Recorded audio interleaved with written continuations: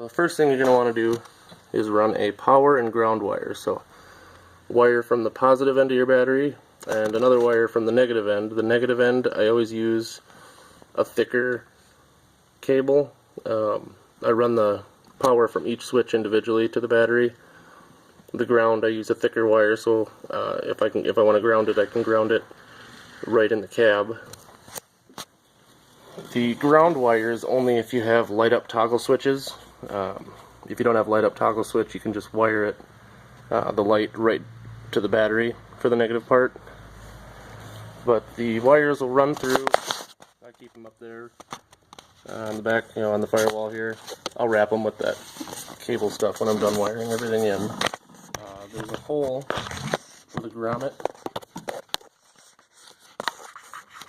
If I can get it right there on the firewall, and it'll be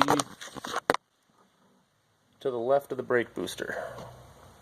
So pretty much directly behind your power steering reservoir, to the left of the brake booster. In the cab, when you get your wires ran through, and what I do is I pop it out from under here. It's right above your the steering wheel little bar. I pop it out, so I push it from the inside out, and then it's sometimes a pain in the ass to find it, but usually it's pretty good. And then cut an X right in the center so you can push wires through, and then put it back in place. You don't have to put it back in place. You're going to hear the engine a little bit. I like to put it in place. The power wire, just ignore the colors. I have a ginormous roll of red, so that's what I used. This is the fuse you're going to want to get. So mine is, take the watts of the light, divide that by the volts of the system.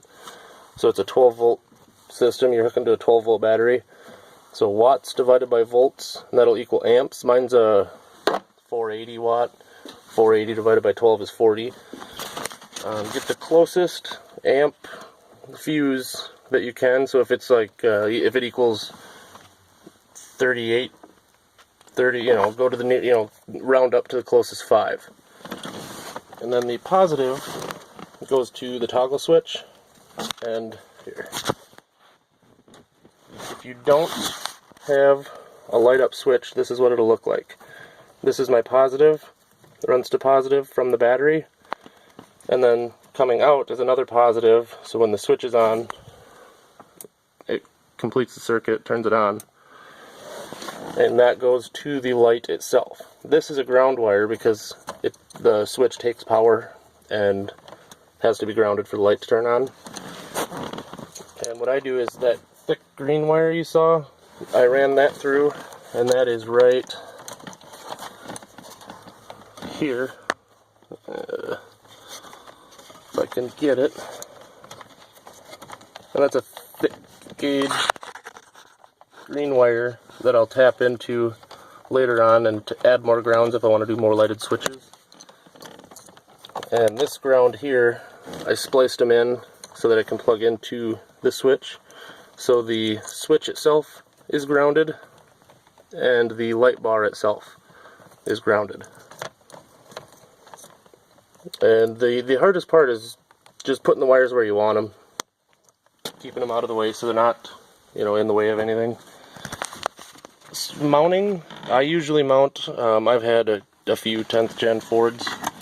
I'll mount switches in this fuse cover because it's $5 at a parts store. I just haven't drilled the hole yet for this. Or where I've got the little dial for the amp. This, you just kind of reach under here and it pops out on both sides. And there's you can see the space behind there to mount switches. 1, 2, 3, push button, toggle switch, whatever kind of switch you want. That's probably where I'm going to wire it, so it's right next to the lights here. Otherwise, this does pop off. I don't like to do it because it breaks right here. So, otherwise what you can do is, there's kits you can buy that have you know, 1, 2, 3, 4, 5. I think, I don't know how many they go up to, but they go multiple switches, and they all share the same ground. They got grounding points in there. Individual positive parts for the running, you know, from the battery, so you can do a large wire into the cab, and then individual wires into that large wire as well.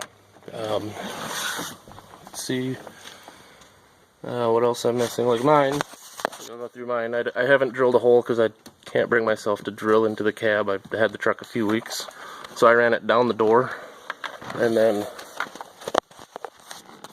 right here it goes under the rubber strip into here. Both wires do, and then the positive and negative both come from the battery, so I went negative to the negative in the battery, which is the green one, the positive to the switch, and then the other positive on the switch goes to the battery, so it, again, it completes that circuit. Trying to think if there's anything I might have forgot. If there's anything I missed, yeah, ask questions.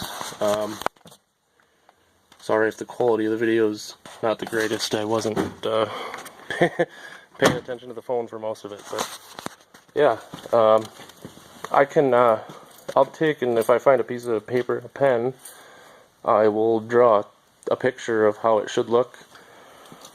Just a kind of a simple, you know, battery, light, and switch picture, just so you know exactly how it should be hooked up. Yeah, ask any questions if you have them.